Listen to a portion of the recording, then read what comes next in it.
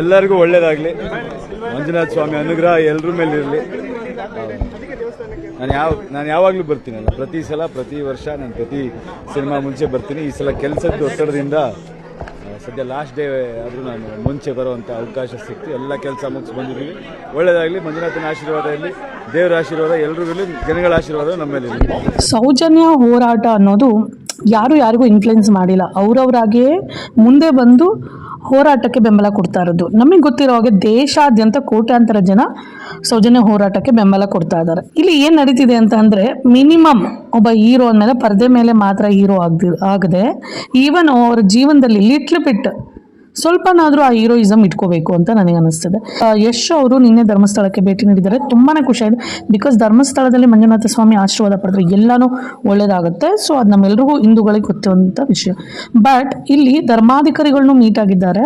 So ಧರ್ಮಾಧಿಕಾರಿಗಳು ನಮಗೆ ಗೊತ್ತಿರೋ ಹಾಗೆ they are facing some legal issues ಅಲ್ವಾ. ಸೊ ಅವ್ರ ಮೇಲೆ ಒಂದು ಗಂಭೀರವಾದ ಆರೋಪಗಳಿದ್ದಾವೆ. ಅದೇ ಬೇರೆ ಕಡೆ ಬೇರೆ ನಾರ್ಮಲ್ ಪರ್ಸನ್ ಮೇಲೆ ಈ ರೀತಿ ಗಂಭೀರವಾದ ಆರೋಪಗಳಿದ್ದಿದ್ರೆ ಅವ್ರು ಹೋಗಿ ಮೀಟಾಗಿ ಮಾತಾಡಿಸ್ತಾ ಇದ್ರು. ಬಟ್ ಒಬ್ಬ ಅಧಿಕಾರಿ ಇರುವವರು, ಶ್ರೀಮಂತರು ಅಂದ ತಕ್ಷಣ ಅವ್ರು ಏನೇ ಮಾಡಿದ್ರು ಸರಿ, ಈ ಧರ್ಮನೇ ಇಲ್ಲವಲ್ಲ, ಕಂಪ್ಲೀಟಾಗಿ ಅಧರ್ಮ.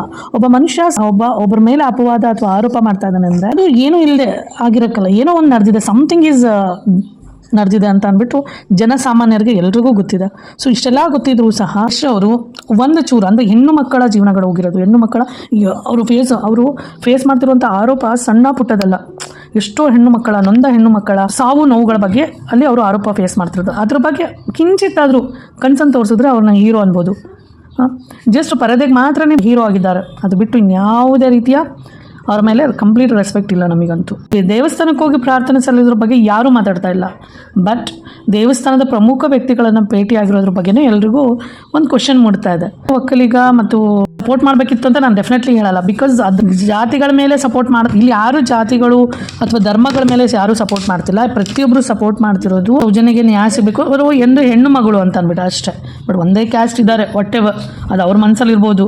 ಬಟ್ ಪ್ರತಿಯೊಬ್ಬರು ಮನುಷ್ಯತ್ವ, ಮನಸ್ಸು, ಒಂದು ಹೆಣ್ಣಿಗೆ ಮರ್ಯಾದೆ ಕೊಡುವ ಪ್ರತಿಯೊಬ್ಬರು ಸೌಜನ್ಯಗೆ ನ್ಯಾಯ ಸಿಗಬೇಕು ಅಂತ ಅಂದ್ಬಿಟ್ರೆ ಆಶಿಸ್ತಾ ಇದ್ದಾರೆ. ಆದರೆ ಇಂಥ ಹೀರೋಗಳಿಗೆ ಕಿಂಚಿತ್ತಾದರೂ ಮನಸ್ಸಲ್ಲಿ ಒಂದು ಹೆಣ್ಣು ಮಗಳಿಗೆ ನ್ಯಾಯ ಸಿಗಬೇಕು ಅನ್ನುವಂಥ ಒಂದು ಮನಸ್ಥಿತಿ ಬರ್ತಾ ಇಲ್ಲ.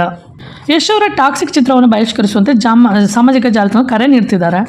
ಅಂದರೆ ಯಾರ್ಯಾರು ಸೌಜನ್ಯಗೆ ನ್ಯಾಯ ಸಿಗಬೇಕು ಅಂತ ಇಷ್ಟಪಟ್ಟು ದೇವಸ್ಥಾನದ ಒಂದು ಧರ್ಮಾಧಿಕಾರಿಗಳ ಮೇಲೆ ಬೇಸರ ಉಂಟಾಗಿರೋದ್ರಿಂದ ಈ ರೀತಿ ಹೇಳ್ತಾ ಇದ್ದಾರೆ. ಬಟ್ ಅದು ಅದು ಮೂವಿದು ಇದಕ್ಕೂ ಸಂಬಂಧ ಇಲ್ಲ. ಅದ್ರ ಬಗ್ಗೆ ನಾವೇನೂ ಮಾತಾಡ್ಲಿಕ್ಕೆ ಹೋಗಲ್ಲ. ಬಟ್ ಸ್ವಲ್ಪನಾದರೂ ಮನುಷ್ಯತ್ವ, ಮನಸ್ಥಿತಿ ಇರಬೇಕು ಅನ್ನೋ ಪ್ರಶ್ನೆ ಅಷ್ಟೇ. ಸೌಜನ್ಯ ಹೋರಾಟಗಾರರಿಂದ ಯಶ್ ಅವರಿಗೆ ಇದು ಒಂದು ಪ್ರಶ್ನೆ, ಇದೊಂದು ಚರ್ಚೆ ಆಗ್ತಾ ಇದೆಯಲ್ಲ. ಈ ರೀತಿ ನಿಮಗೊಂದು ಚೂರಾದರೂ ಏನಾದರೂ ಒಂದು ನ್ಯಾಯ ಸಿಗಬೇಕು ಅಥವಾ ಆ ಥರ ಇದ್ದಿದ್ರೆ ಆ್ಯಕ್ಚುಲಿ ಅವ್ರನ್ನ ಭೇಟಿ ಆಗದೇ ಬಂದಿದ್ರೆ ರಿಯಲಿ ಗ್ರೇಟ್ ಆಗ್ಬಿಡೋರು. ಬಿಕಾಸ್ ಒಂದು ಆರೋಪವನ್ನು ಫೇಸ್ ಮಾಡ್ತಿರುವಂಥ ಒಬ್ಬ ವ್ಯಕ್ತಿಗಳಷ್ಟೇ ಅವರು. ತಪ್ಪು ಮಾಡಿದವ್ರಿಗೆ ಶಿಕ್ಷೆ ಆಗಬೇಕು, ಅದು ಯಾರೇ ಆಗಿರಲಿ. ಆರೋಪ ಅವ್ರ ಮೇಲೆ ಇದೆ. ಸೊ ಸಾಬೀತಾಗಲಿ ಅವರಲ್ಲ ಅಂತ ಅಂದ್ಬಿಟ್ಟು ಎಲ್ಲರೂ ಹೋಗಿ ಅವ್ರ ಕಾಲಿ ಬಿದ್ದುಬಿಡೋಣ. ಸಾಬೀತಾಗೋ ತನಕ ಅವರು ಆರೋಪಿಗಳ, ಅವ್ರ ಮೇಲೆ ಆರೋಪ ಇದೆ. ಸೊ ಯಶ್ ಅವರ ಈ ನಡೆ ಡೆಫಿನೆಟ್ಲಿ ನಮಗಂತೂ ಬೇಸರ ಉಂಟು ಮಾಡ್ತು. ಸೊ ಸೌಜನ್ಯಗೆ ನ್ಯಾಯ ಸಿಗುವಂಥ ಮನಸ್ಥಿತಿ ಇರುವಂಥ ಪ್ರತಿಯೊಬ್ಬರಿಗೂ ನೋವು ಉಂಟಾಗಿದೆ. ಇದು ಇನ್ನೊಂದೇನಪ್ಪ ಅಂತಂದರೆ SIT ವರದಿಗಳು ಸರ್ಕಾರಕ್ಕೆ ಕೊಟ್ಟಿದ್ರು, ಮಹಿಳಾ ಆಯೋಗಕ್ಕೆ ಕೊಟ್ಟಿದ್ರು ಸಹ ಅಲ್ಲಿ ಏನಾಗಿದೆ, ಅಲ್ಲಿ ಏನಿದೆ ಅಂತ ಅಂದ್ಬಿಟ್ಟು ಅವ್ರು ಏನೂ ರೆಸ್ಪಾಂಡ್ ಮಾಡ್ತಾ ಇಲ್ಲ. ಬಟ್ SITಯ ಒಂದು ತನಿಖೆ ಯಾವ ಕಡೆ ನಡೀತಿದೆ ಅನ್ನೋದೇ ಗೊತ್ತಾಗ್ತಾ ಇಲ್ಲ. ಇನ್ನೆಷ್ಟು ಇನ್ಫ್ಲುಯೆನ್ಸ್ ಇರ್ಬೋದು.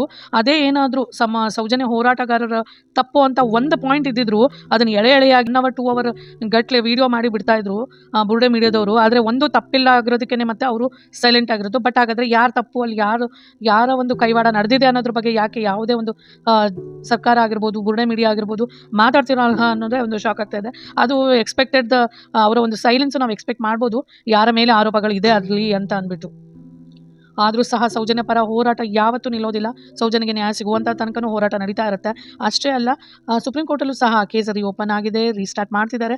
ಡೆಫಿನೆಟ್ಲಿ ಒಂದು ಸ್ಪೆಷಲ್ ಇನ್ವೆಸ್ಟಿಗೇಷನ್ ಟೀಮ್ ಫಾರ್ಮ್ ಆಗುತ್ತೆ. ಮತ್ತೆ ಸೌಜನ್ಯ ಪ್ರಕರಣದಲ್ಲಿ ಇನ್ವಾಲ್ವ್ ಆದಂಥ ಒಂದು ಅಧಿಕಾರಿಗಳನ್ನು ಸರಿಯಾಗಿ ತನಿಖೆ ಮಾಡಿದ್ರೆ ಡೆಫಿನೆಟ್ಲಿ ಆನ್ಸರು ಈ ಒಂದು ಸೌಜನ್ಯ ದುರಂತಕ್ಕೆ ಯಾರು ಕಾರಣ ಅನ್ನೋದು ಹೊರಗಡೆ ಬಂದೇ ಬರುತ್ತೆ, ಬೆಳಕಿಗೆ ಬರಲೇಬೇಕು ನಿರಂತರ.